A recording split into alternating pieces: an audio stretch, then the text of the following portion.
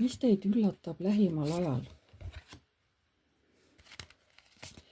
Keegi mees, kes mõtleb armastusega teie peale ja loodab, et äkki saatus viib teid kunagi üksteisega kokku.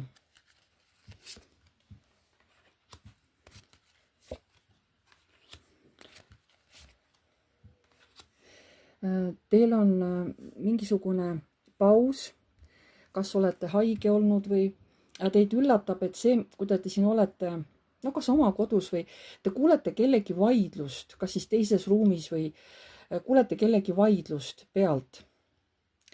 Võib-olla teil siin sõbrad omavahel vaidlevad või ja teid üllatab, mis info te nagu sealt saate.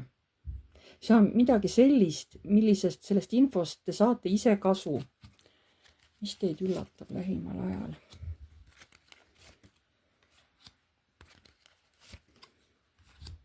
Ja siin on mingisugune suur šokk teie jaoks. Keegi, kes on väga positiivselt teie suunas nagu häälestatud, võib-olla kirjutab teile, võib-olla võtab teiega ühendus, see on teie jaoks täiesti šokk, te olete täiesti üllatunud, te ei oota seda üldse.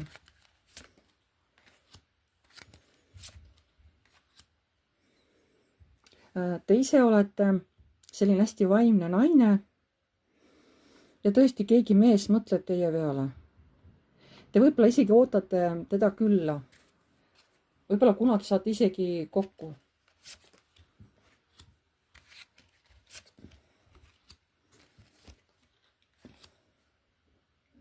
Aga teil on mingi oma saladus, mida te väga hästi ei taha kellelegi avaldada. Aga miks see üllatus on? Miks see üllatus on? Sellepärast keegi kolmas isik võib sellest teada saada. Kas ta juba teab või saab nagu sellest teada? Mis veel üllatab? Üllatab see, et teie ellu tuleb varsti suur armastus.